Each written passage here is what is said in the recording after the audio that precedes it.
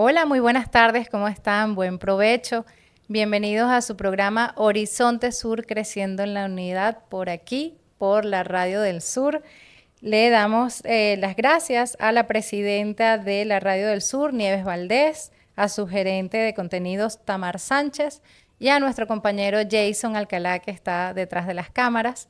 Este es un programa que lo tratamos también como podcast por aquí, por la Danta TV, en la Fundación Segundo Paso para Nuestra América. Normalmente estamos por este lado hablando con ustedes el compañero Ramón Mederos Escalante y mi persona, Carolina Escarragil. Pero en este momento tenemos, el profesor Ramón tuvo otras cosas que hacer urgentes y tenemos al compañero Ricardo Romero, que bueno, que acompañándonos con su sabiduría y con todo su conocimiento de tantas cosas. Así que esperamos que este programa que va a empezar en breve pues sea de su agrado. Ricardo, ¿cómo estás? Bueno, muchas ¿Cómo ves al gracias por mundo? esa bienvenida, Carolina, y siempre es un placer estar en Horizonte Sur, sobre todo porque nuestra mirada, nuestra forma de ver el mundo, me refiero a esta gente que analiza, que nos da también sus aristas.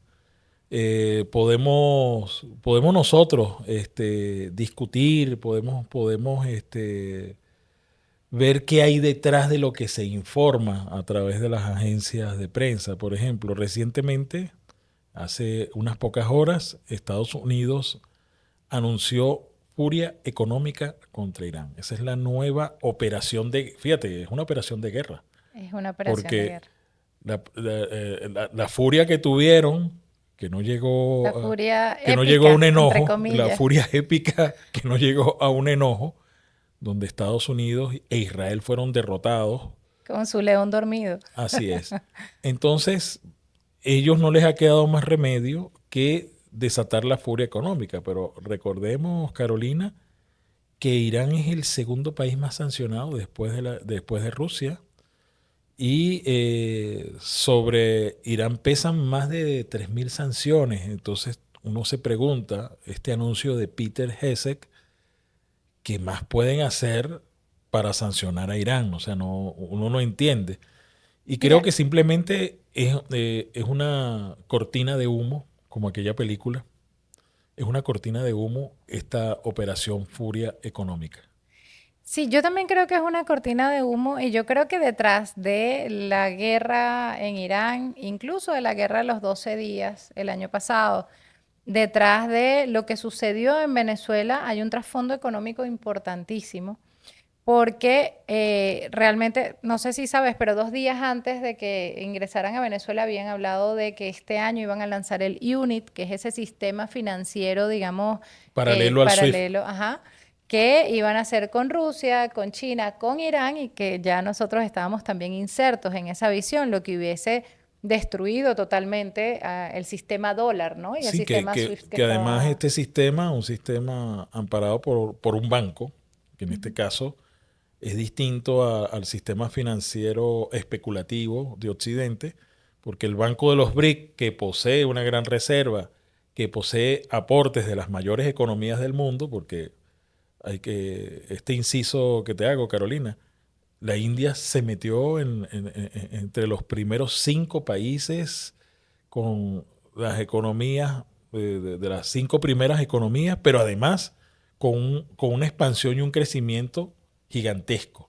Es decir, más bien el desplazamiento que va a tener la India sobre Alemania, por ejemplo, preocupa mucho también a Occidente, a pesar de que si lo vemos desde una perspectiva pragmática, Narendra Modi es un aliado de Occidente en este momento, pero Eso era lo que te iba a decir, que al final Narendra Modi está con uno y está con los otros y quiere estar, como decimos nosotros coloquialmente, con Dios y con el por diablo, Dios, ¿no? sí, pero es Entonces es preocupante para ellos complicado. porque finalmente los grandes capitales de la India ya no dependen como antes del Imperio Británico, ya no están tan vinculados a Europa, ellos tienen sus propios capitalistas, por decirlo de Ujú. alguna manera. Sí es preocupante para ellos. que la India esté surgiendo entre eso, y por eso ese sistema financiero le conviene también a la India, ¿no? Pero además no solamente está surgiendo en ese sentido, sino a través del tema de la inteligencia artificial. Fíjate que la última gran cumbre que hubo sobre inteligencia artificial fue precisamente en la India y ahí estaban las empresas, entre comillas, más importantes del mundo que manejan el tema, ¿no? Pero sí, es preocupante el papel de la India. Como tú bien decías, estoy de acuerdo en que toda esta visión de la furia económica que está lanzando este señor Hexet, que no lo dice Trump directamente y que está vinculado a aquel tweet que sacó, aquel post de Truth Social que sacó precisamente Trump hablando de que iba a destruir una civilización. Para ellos, la civilización es igual a economía, es igual a capitalismo, es igual, y realmente no es lo que sucede en Irán, ¿no? Y eso es importante decirlo. Ellos, el problema que tienen muchas veces es que no entienden las civilizaciones. Y creo que gran parte del haber ingresado a Venezuela, a pesar de que estén trabajando con el tema del petróleo, con el tema del oro, con el tema de las tierras raras, que fue lo principal que manejó Trump desde el 16 de diciembre también con un post de Truth Social, precisamente lo que quieren es montar desde Venezuela, como Venezuela quizá como epicentro. Esta no es idea mía, sino del profesor Martín Román, que tiene mucho desarrollo en ese sentido, pero es montar a través de las plataformas que tenemos aquí en Venezuela. Creo que deberíamos invitarlo un día al programa, a través de las plataformas que tenemos aquí en Venezuela, donde todos a través de Patria tenemos una wallet, montar toda esa reconstrucción de la dolarización, ¿no? Para el poderío estadounidense, y por eso toda esa visión del Gran América del Norte, que bueno, abarca Colombia, Ecuador, Guyana, Venezuela, y dice que los países más al sur, bueno, son socios, son aliados en esa visión económica capitalista y neoliberal, ¿no? Entonces, bueno, creo que todo eso no lo podemos dejar de lado. Yo siempre digo que el problema que tenemos muchas veces los venezolanos es que nos creemos el ombligo del mundo y que creemos que todo está pasando solamente en Venezuela, pero no somos sino una pieza, un peón más En el dentro de tablero. este tablero geopolítico. Ciertamente, Carolina, fíjate, hay algo que dijo Alexander Dugin antes de las conversaciones en Islamabad.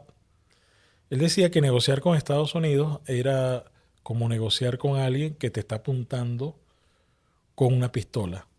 Es decir, no, con Estados Unidos no se puede negociar. Siento que Irán le está mostrando al mundo, y es lo que dice también el actor hollywoodense John Cusack, quien está salvando la humanidad es Irán, en virtud de que está actuando de acuerdo al papel establecido por la Carta de las Naciones Unidas. Es el que ha estado cumpliendo con, digamos, los requerimientos o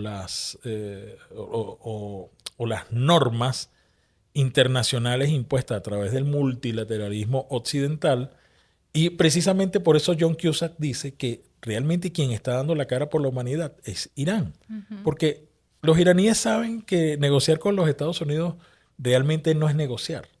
Ellos se sientan contigo es a imponerte, a darte ultimátums, y realmente no negocian. Ellos no negocian, eso es falso. Porque eso Entonces, tiene que ver con el supremacismo, ¿no? Con esa visión de creerse superiores al resto, y eso también le pasa a los israelíes, evidentemente, sobre todo al sionismo revisionista que representa Netanyahu. ciertamente. Entonces, estamos viendo lo que yo llamaría, en términos geopolíticos, una tensa calma. ¿Y por qué tensa calma? Bueno, porque Estados Unidos, que no esperaba la respuesta para la cual se preparó Irán durante 40 años, no esperaba una respuesta de un modo de guerra distinto. Y cuando digo un modo de guerra distinto es que esta guerra misilística, que la gana Irán, con mucha evidencia que la gana contra quizás el ejército más poderoso de Asia Occidental, que es el ejército israelí, con uno de los mayores aparatos de inteligencia, porque sin aparato de inteligencia tú no puedes ganar una guerra, o no puedes irte a la guerra sin un Claro. gran aparato de inteligencia como es el Mossad, que además tiene uno de los mayores respaldos financieros, porque la mayor parte de los grandes capitales del mundo respaldan a Israel y respaldan a todo este complejo financiero. Estamos hablando de BlackRock, Vanguard, State Street, Blackstone, que concentran cerca del 20% del gran capital mundial. Es decir, ellos son más ricos que por lo menos que 50 naciones. Solamente esos capitales tienen más dinero que 50 naciones en el mundo. Uh-huh. Y cuando vemos cómo ellos necesitan una tregua, porque es Estados Unidos quien necesita la tregua. ¿Por qué? Porque su sistema de producción del complejo militar industrial agotó lo que ellos podían tener como una ofensiva que no pusiera en riesgo la defensiva que pudieran tener ellos si, por poner un ejemplo, si dos grandes potencias decidieran ir contra ellos. Estoy hablando de que si China y Rusia uh-huh. Quisieran ir contra Estados Unidos, en este momento sería como... Quizás no quieren hacerlo para no desatar el invierno nuclear, pero en este momento sería el perfecto para acabar con la hegemonía estadounidense. Así es. Yo recuerdo que una vez hablamos tú y yo y me dijiste que habías leído un libro que había sido bestseller, que había escrito Trump y que él tenía 3 máximas fundamentales y quisiera que le comentáramos a la gente sobre lo que él decía allí, cuáles eran esos 3 principios fundamentales, ¿no? Recuerdo que uno era mentir. Sí. ¿No? Pero sí, quiero que te explayes. Fíjate, cuando uno lee estos libros, que además fueron libros desarrollados con ese gurú Kiyosaki, porque no es... O sea, Trump obviamente tiene su filosofía, lo ha demostrado, tiene su manera de endurecerse. Y cuando dice endurecerse es que amenaza, uh-huh. es que impone y luego suaviza. Eso es algo que lo aprendió él de Leo Strauss, el filósofo negro del Pentágono. O sea, no es una filosofía de él propia, es algo que extrae y que en ese momento, cuando él saca el libro, lo extrapola a las finanzas. Fíjate que su padre le deja un legado, le deja... cerca para el momento de $300 millones, y en este momento el clan Trump supera los $13,000 millones. O sea, ¿cómo alguien puede hacer tanto dinero si no es usando esos principios, los principios de aplastar al otro? Fíjate, ¿tú no recuerdas a Trump en esos reality shows del Shark Tank? Uh-huh, sí. ¿Recuerdas cómo trataba a las personas que venían con ideas, que venían con innovaciones, y los trataba terribles porque las condiciones con las que negociaba el creador o el que origina la idea, y cuando él le decía, no, pero bueno, aspiro 50-50, y entonces él les decía su frase preferida, you fired. You fired, les decía. Sí. Como diciendo, despedido. No, pero si ni siquiera me has contratado, ¿cómo me despides? Esa es parte de su accionar. Y fíjate, quería también sacar a colación, yo no sé, Carolina, pero si puedes decirme los otros 2 principios. Recuerdo que no era no mentir. Sí. El otro era... negar. Negar. Creo que era. Es negar. Siempre, aunque te agarren, niégalo. Aunque... ¿Qué es lo que ha hecho con los archivos de Epstein? Uh-huh. Él lo ha negado. Ha negado que lo conocía. O sea, tantas evidencias que existen, sí. Según Rusarín. Y su esposa también, además. Sí. Según Rusarín, es la persona más mencionada en los miles de archivos de Epstein. Y él lo niega. Bueno, sabes que yo hice una investigación para un programa de radio que me invitaron hace 2 semanas en la WICOM. Y la semana pasada, de hecho, para el martes de la semana pasada tenía más de 5,000 menciones. Y yo había hecho, la investigación es muy sencilla, te metes en la página del Departamento de Justicia de los Estados Unidos y metes la palabra Trump, ¿no? Y te va a salir o Melania, o el Emporio Trump, o los edificios Trump, o lo que sea. Pero hace 2 meses era 4,000 y pico de menciones. Ya estamos en 5,000 y pico de menciones. Y todo lo que no se ha develado todavía. Y las tachaduras negras. Y las tachaduras negras, ¿no? Que no sabemos si están mencionados o no, y no, obviamente no entran dentro de ese buscador del Departamento de Justicia, que es muy básico. Sí, Pero sí, bueno, fíjate, hay un sí, tema. mentir, negarlo y lo otro es presiona siempre. Porque la presión obliga a la gente a actuar por reacción. Mm. No piensas, no hay un imperio de la lógica, sino que es reacción. Eso es lo que busca Donald Trump en las negociaciones. Mira, hay Y tú me un... habías hablado también de no aceptar la derrota. Ah, no. Es Jamás. que no aceptar la derrota es negar. Es negar, Es claro. negar. Es el mismo principio de negar. Ujú. Pero fíjate, Carolina, hay un gurú de las finanzas estadounidenses que usa el humor para retratar las realidades de cómo funciona el sistema financiero de Estados Unidos. Él se llama Stanley Bing. Stanley Bing realmente es un seudónimo de un tipo que fue CEO de varias empresas, que estuvo al frente de unas grandes fusiones y bueno, él empezó a hacer más o menos lo que hizo en Venezuela Herrera Luque. Herrera Luque, que viene de la familia de los Amos del Valle, bueno, desnudó a Dice los Amos del que, Valle en su ajá. obra, esa es la realidad, sin él dejar de pertenecer a esa clase. Lo mismo hace Stanley Bean. Stanley Bean hizo un libro llamado ¿Qué haría Maquiavelo? Esa es una de las obras, digamos, literarias de no ficción que usan actualmente muchos de los actuales gurús de la finanza. Y entonces, una de las cosas que decía Stanley Bean es que cuando vas a negociar, tienes que parecer y además ser malo. Así. Mm. Y eso es lo que hace Donald Trump. Él dice que está negociando, pero te está escondicionando. No hay negociación. Y eso es lo que ha hecho Estados Unidos recientemente con los conflictos que ellos mismos han iniciado. Qué maravilla. Bueno, usuarios y usuarias, vamos a una breve pausa y ya regresamos con más de su programa Horizonte Sur por aquí en la Radio del Sur. Queridos amigos y amigas de la Radio del Sur, se me olvidó decir en la parte inicial que pueden conseguir este programa, bueno, colocando www.laradiodelsur.com para que nos puedan escuchar. A través de Telegram y de otras plataformas, la Radio del Sur 01, ¿no? @ la Radio del Sur 01.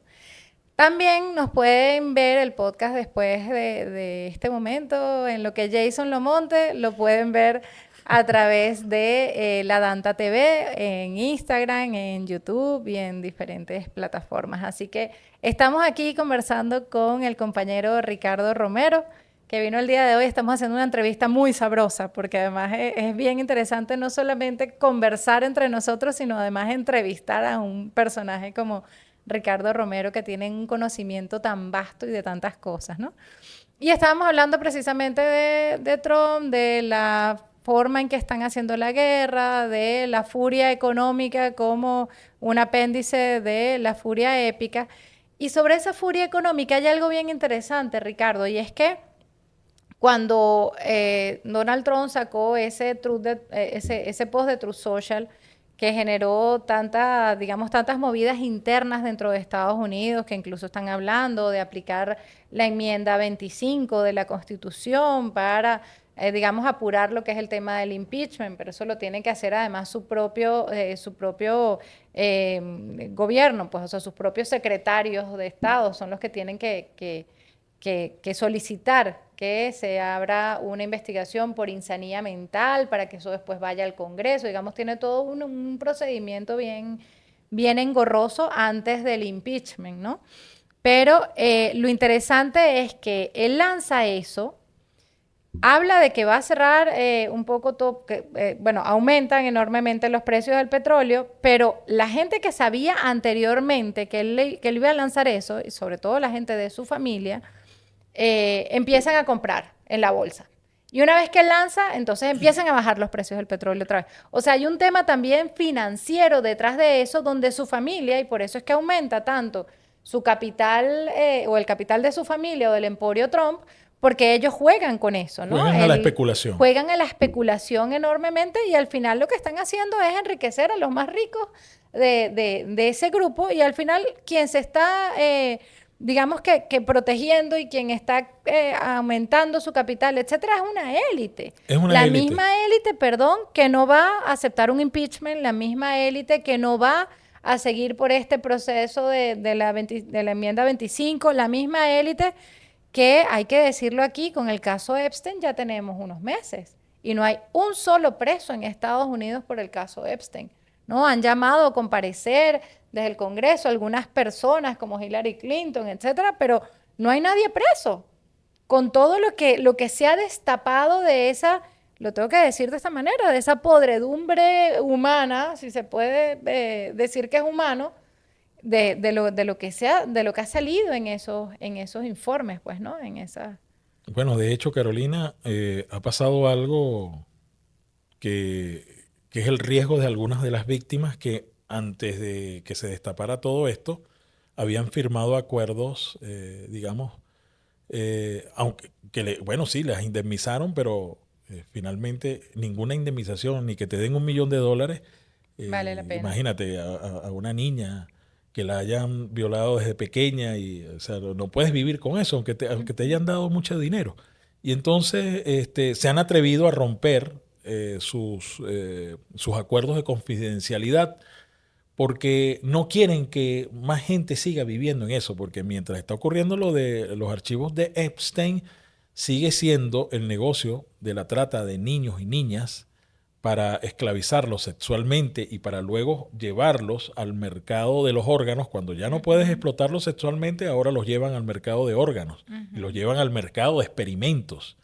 Entonces sigue moviendo $150.000 millones, eso está comprobado. Las cifras inclusive son de entidades multilaterales.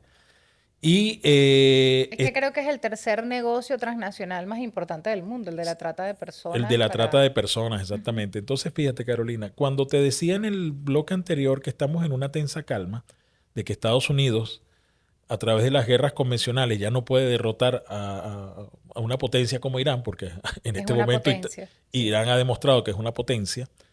eh, esa tensa calma nos lleva a analizar algo que recientemente, antes de esta furia económica, ya anunció el Pentágono y que ya lo anunció también el presidente Donald Trump, que es la militarización de Silicon Valley. Fíjate, él ha nombrado tenientes coroneles a todos los CEOs de Silicon Valley.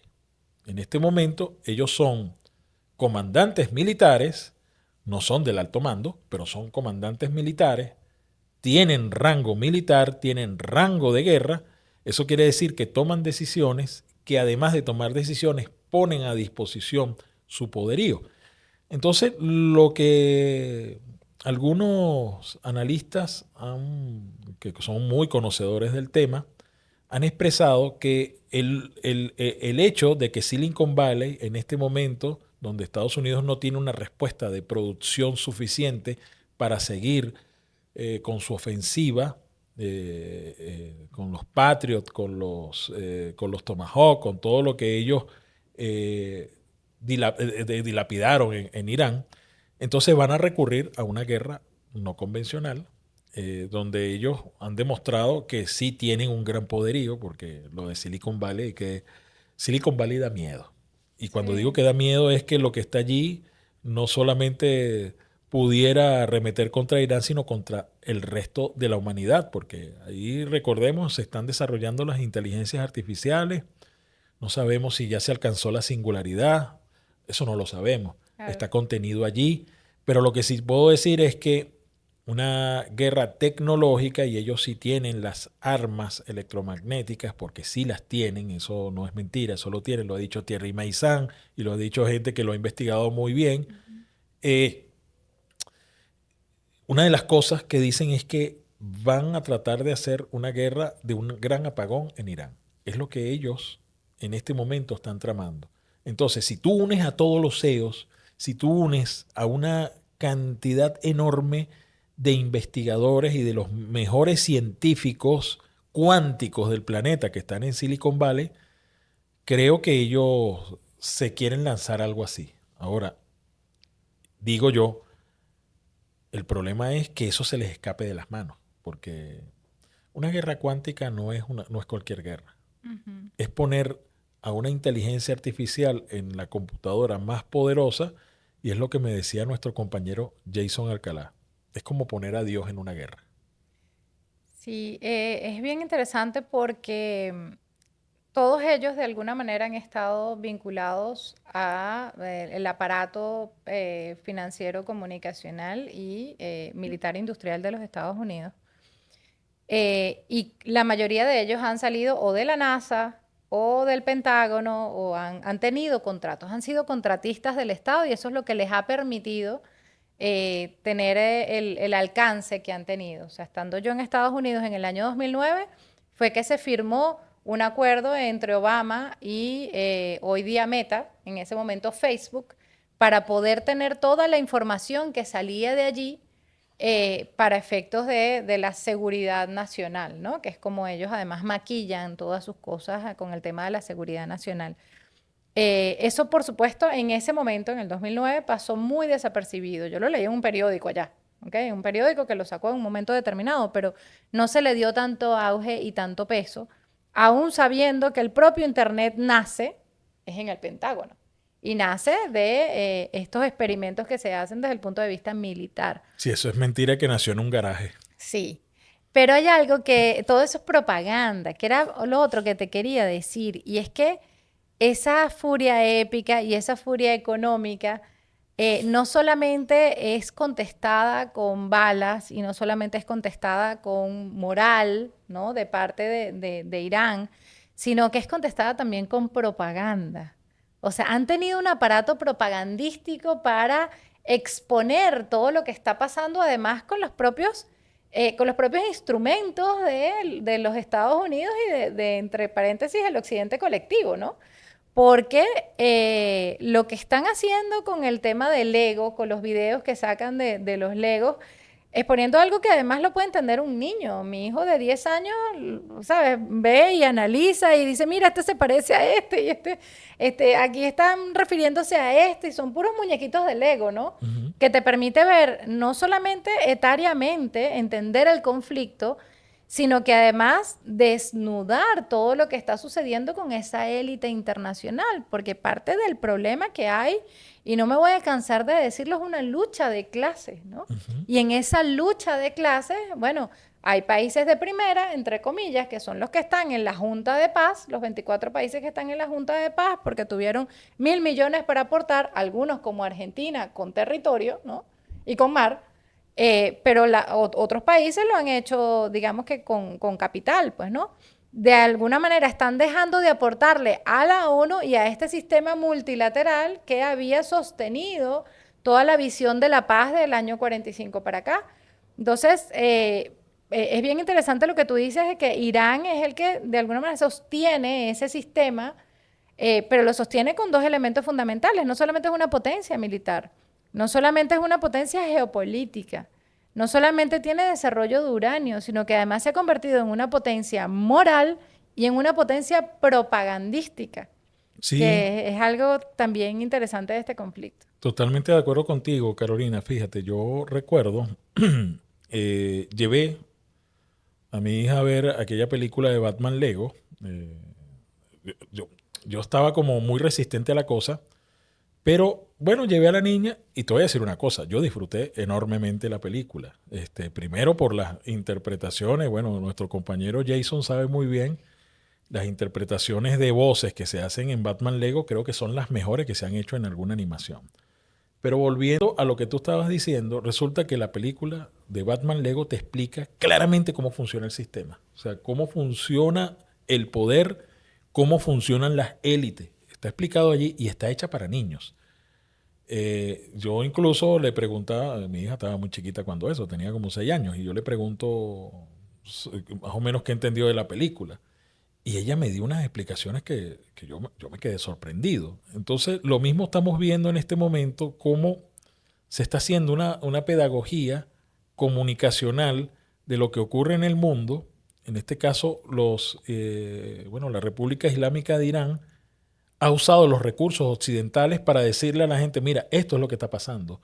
Y si no lo entiendes con Lego, Si no lo entiendes con plastilina, no lo vas a entender no lo con vas a nada. entender de otra manera. Porque te lo digo porque mi niña entendió muy bien todo lo que estaba ocurriendo. O sea, bueno, desde su cosmovisión, que con apenas un año de escolaridad, bueno, tenía la preescolaridad, lo que llamamos educación inicial, y de acuerdo a ella como nativa digital, es increíble todo lo que decía. No, porque ella decía, porque es que los ricos hacen esto y entonces usan tal cosa, y ella inclusive idealizando a Batman, ¿no? Porque es lo que hace Batman Lego, ¿no? Ella idealizando a Batman y decía, porque finalmente el Joker es malo. Y eso es lo que Batman Lego hace. Batman Lego te pone a los pobres, a los que están en contra del sistema, como los malos. El Joker es el malo, mientras el rico es el bueno y es el que salva al mundo, ¿no? Así es. Irán ha mostrado que eso no es así. Y lo ha mostrado precisamente con la contrapropaganda, porque lo que ha hecho Irán es una contrapropaganda. Y Lo eso, llamaríamos nosotros propaganda contrahegemónica. propaganda contrahegemónica, Sí. ciertamente, Carolina. Pero mira, es peligroso lo que está ocurriendo cuando militarizas Silicon Valley. Silicon Valley no estaba militarizada, en este momento lo está. Y lo está haciendo de manera estratégica, porque no es que yo agarro a Tony Stark y lo emplazo porque, bueno, te he dado mucha plata, has desarrollado mucha tecnología, pero lo has hecho porque nosotros te la hemos dado. No, es que te estoy nombrando en este momento comandante militar.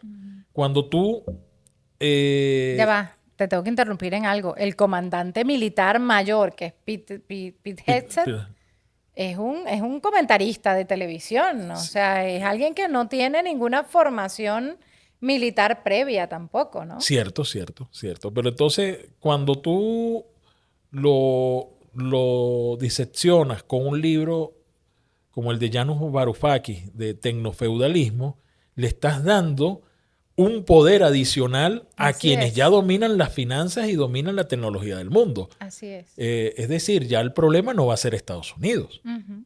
El problema va a ir sobre Estados Unidos, y es donde en este momento, Carolina, estamos viendo una muestra que estaba escondida del Estado profundo, del Deep State. Que le está dando además a Trump, digamos, un puesto en la mesa, pero que Trump no es sino un instrumento de ese deep state, ¿no? Así que bueno, lamentablemente llegamos al final del programa. Gracias, Ricardo, por, bueno, por acompañarnos en el día de hoy, transmitir todo tu conocimiento. Le mandamos un abrazo muy grande al profesor Ramón Mederos. Tenemos que agradecer, por supuesto, nuevamente a la presidenta de la Radio del Sur, Nieves Valdés, a Tamar Sánchez en la gerencia de contenidos, a Jason Alcalá detrás de las cámaras. Y recordarles que nos encontramos todos los jueves aquí en su programa Horizonte Sur, Creciendo en la Unidad, y nos pueden ver a través de las redes sociales de La Danta TV.